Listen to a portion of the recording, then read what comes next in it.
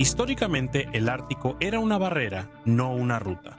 El hielo impedía el comercio y las cartas náuticas terminaban en el océano congelado. El comercio entre Asia y Europa seguía las mismas rutas por el Océano Índico, Mar Rojo y Canal de Suez, ya que no había otra opción real. Esa suposición ya no es válida.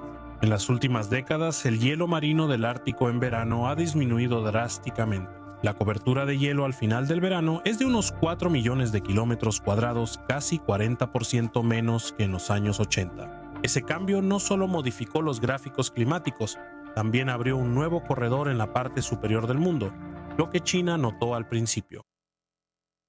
A principios de 2018, Pekín incorporó formalmente el Ártico a su iniciativa de la Franja y la Ruta e introdujo un nuevo término, la Ruta de la Seda Polar. La idea era simple: si el comercio mundial depende de pocos puntos críticos, diversificar es seguridad. Y si está surgiendo una nueva ruta debido al cambio climático, China quiere posicionarse temprano, no tarde. Cuando la gente escucha sobre el transporte marítimo en el Ártico, suena vago, como si los barcos vagaran por el hielo donde quiera que se derrita.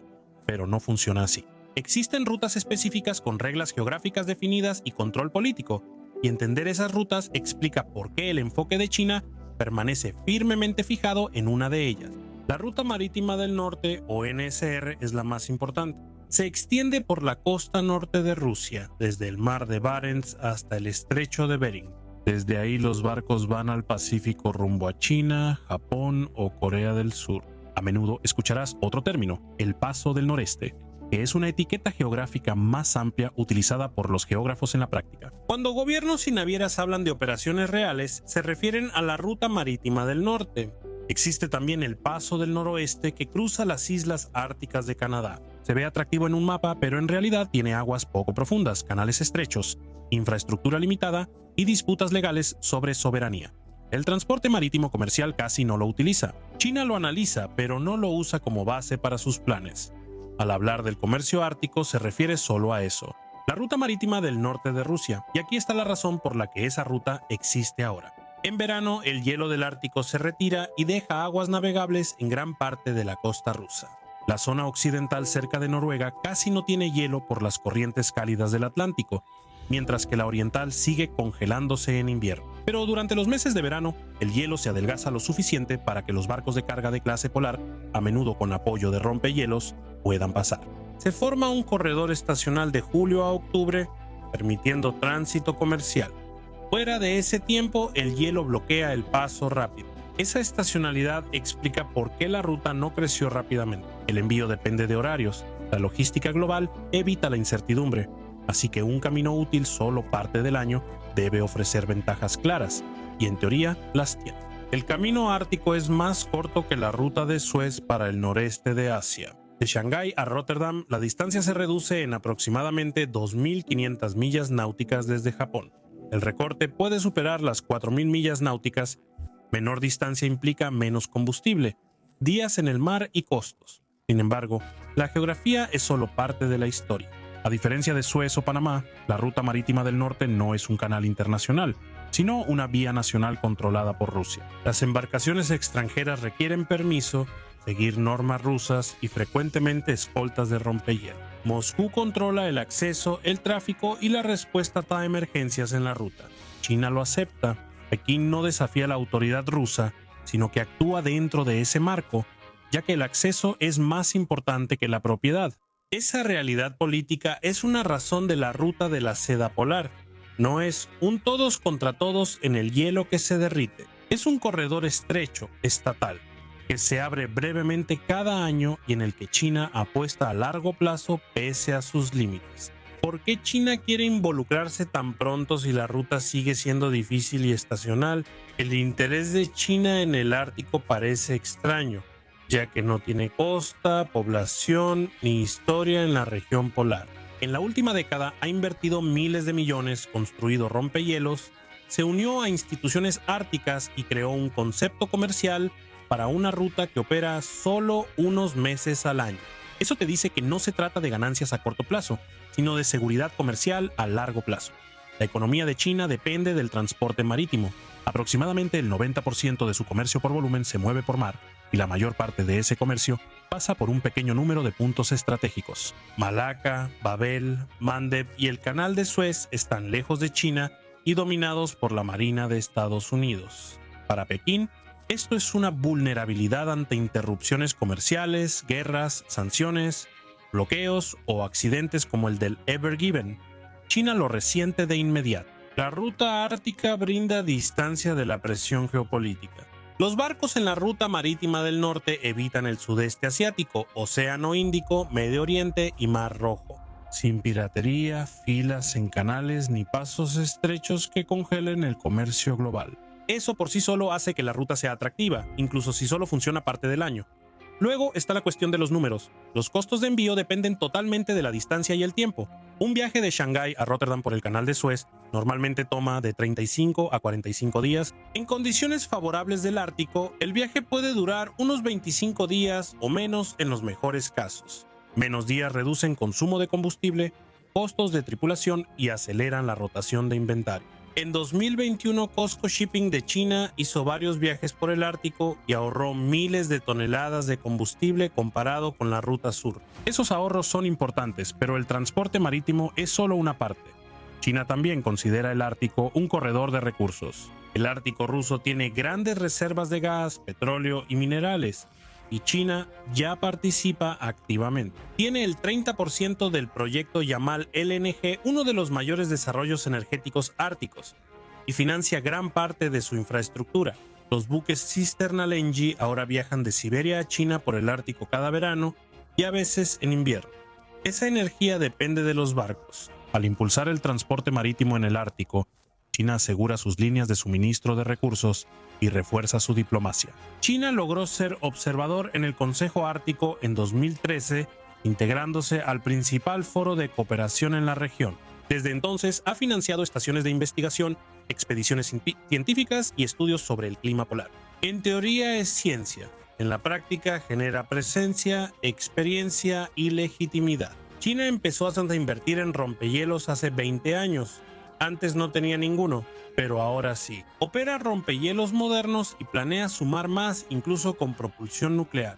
Esa flota apoya la investigación y genera conocimiento para futuras operaciones comerciales. Además, está Rusia. Rusia controla la ruta y necesita inversión y socios tras las sanciones, mientras China requiere acceso. Sus intereses coinciden en el Ártico. Rusia aporta rompehielos, permisos y control. China, barcos, capital y demanda. Juntos transforman una costa congelada en un corredor comercial. Pero esta alianza creciente entre China y Rusia no es aislada.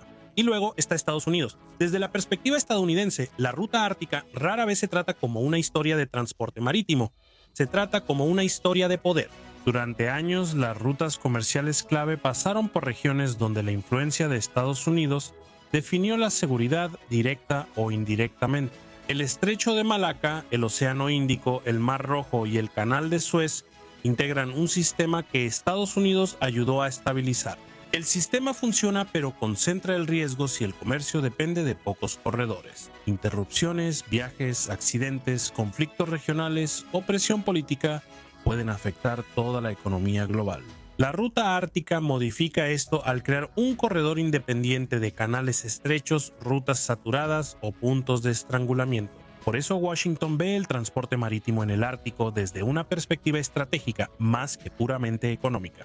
Una ruta que corre a lo largo de la costa norte de Rusia se encuentra fuera de los caminos tradicionales asegurados por Estados Unidos, reduce la exposición a la congestión y debilita la dependencia de una sola ruta. La motivación de China es más simple.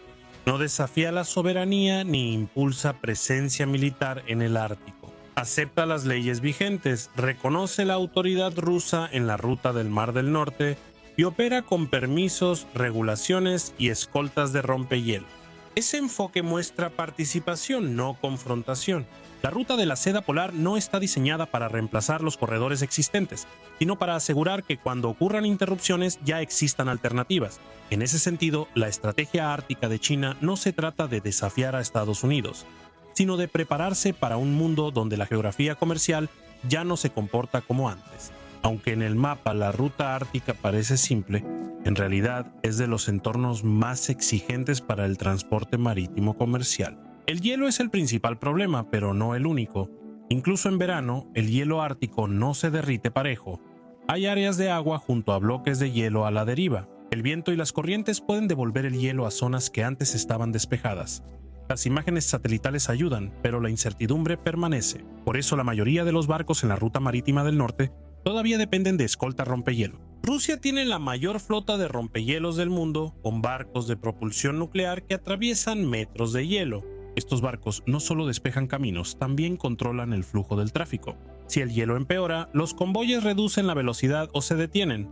También influye el diseño de los barcos. Los portacontenedores estándar son para océanos, no para hielo. Los barcos deben tener cascos reforzados, hélices protegidas y sistemas aptos para frío extremo para sobrevivir en el Ártico.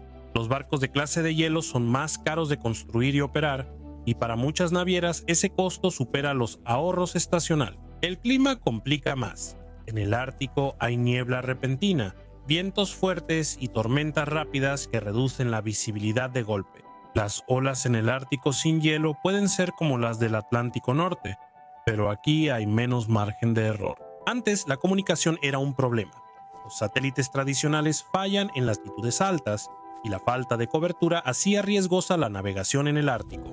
Eso está mejorando a medida que Rusia y China despliegan sistemas de satélites en órbita polar, pero la confiabilidad todavía está por detrás de las rutas marítimas globales. La ruta ártica no debe sustituir al Canal de Suez para ser relevante, ya que el comercio global no es un sistema donde una ruta reemplaza totalmente a otra. El comercio depende de las opciones de las empresas, y el Ártico ofrece una nueva alternativa a gran escala. El Canal de Suez seguirá siendo la columna vertebral del transporte marítimo entre Asia y Europa porque opera todo el año, maneja volúmenes enormes y respalda redes logísticas globales con horarios muy ajustados. Actualmente, nada en el Ártico iguala esa confiabilidad ni se espera que ocurra pronto. La confiabilidad es solo una variable. Las navieras redirigirán selectivamente durante picos de demanda, interrupciones o cuando suban los costos de combustible o riesgos de seguridad. Ese uso selectivo es cómo evolucionan los sistemas comerciales. Esta historia no solo trata sobre el retroceso del hielo o los barcos moviéndose hacia el norte, trata sobre cómo el comercio global se ajusta a un planeta cambiante, cómo el poder cambia cuando la geografía cambia y cómo los estados que planean con anticipación ganan opciones. Otros no lo hacen. La ruta ártica existe porque el cambio climático la forzó a existir. China es relevante porque lo reconoció temprano y creó una estrategia. La verdadera pregunta no es si el Ártico sustituirá al Canal de Suez, porque no sucederá. ¿Puede el comercio global ignorar nuevas rutas cuando las viejas siguen siendo vulnerables? Ahora quiero saber tu opinión. ¿La ruta ártica es una adaptación inteligente o un riesgo en un entorno frágil? ¿El comercio global debe usarla con cautela o evitarla? Si dirigieras una naviera, ¿la rapidez justificaría los riesgos? Comenta tu opinión.